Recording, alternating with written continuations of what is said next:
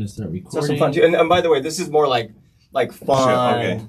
Yeah. So I could say what's up, not hello. Yeah. What's up, everybody? Have fun with it. It's like more energy fun. Got you. We're just buddies It's hanging supposed out. to be Like watching Joe Rogan on a podcast. Yeah. Hanging out, talking real estate. That's not me. All right. I get it. I know what I'm supposed to look like. I know exactly what I'm supposed to look like. Here we go.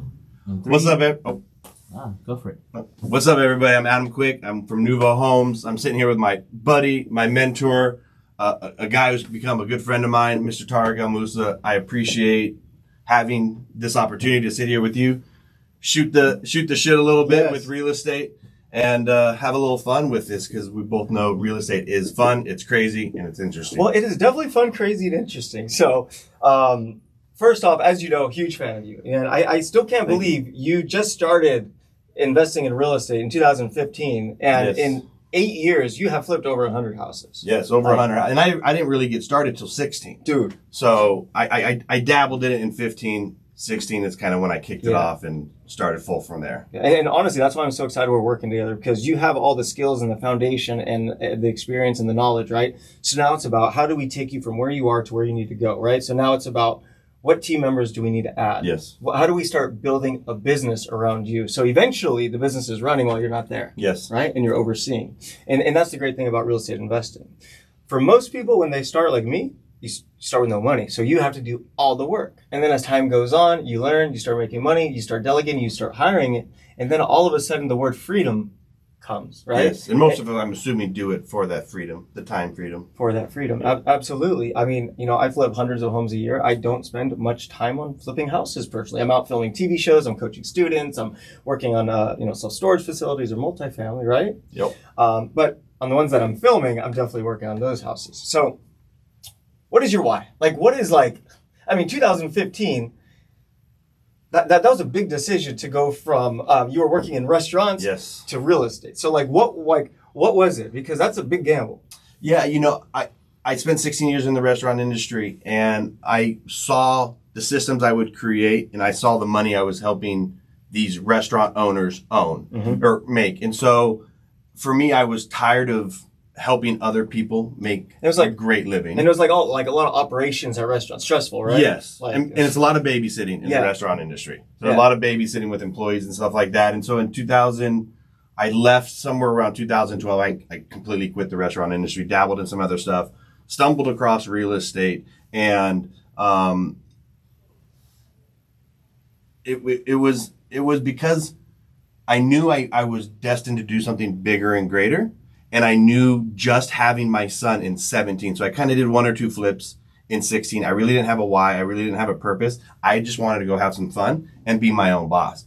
And then having my son in 2017 is what really made me change the path that I took in real estate. It also made me change the way I looked at real estate.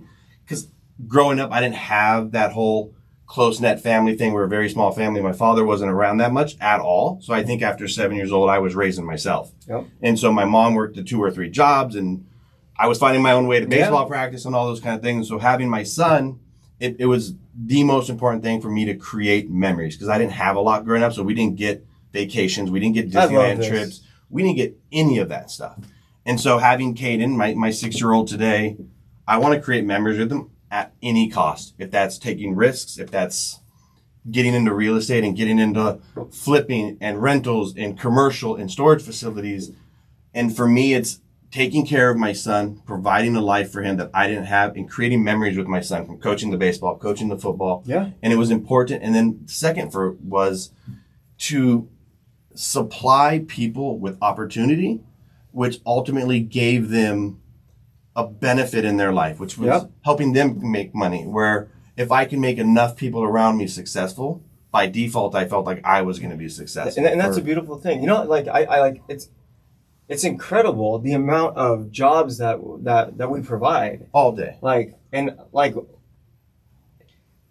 I first got into this business, I never understood the impact. I didn't. And now, after a decade and almost 1,000 houses, over a decade, 13 years, I realized, how much I have put back into our economy and how many people have been employed by my projects, right? And it's a great feeling to be in a position to where we can give back.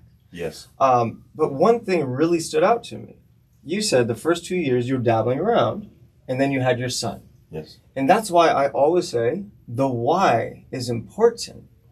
Because what happens is most people, they don't have a why. Therefore, they don't have the drive. They don't have the motivation. Yeah. They don't have the grit. They're not willing to go that extra mile. It would be near impossible to get where someone like yourself is, or half of what you do, without having a solid foundation or a solid why on what it is that we do.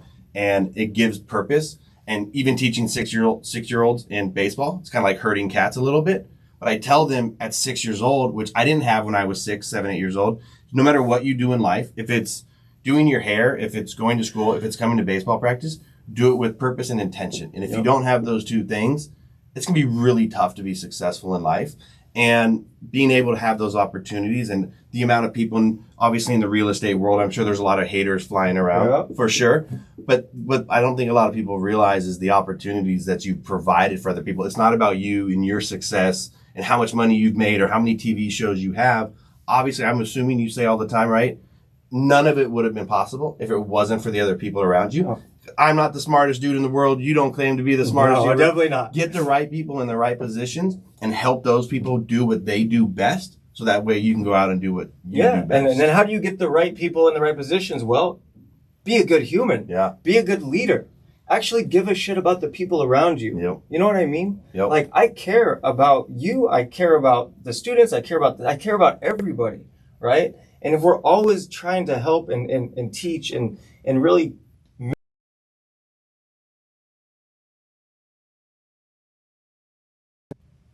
it's just honestly the best business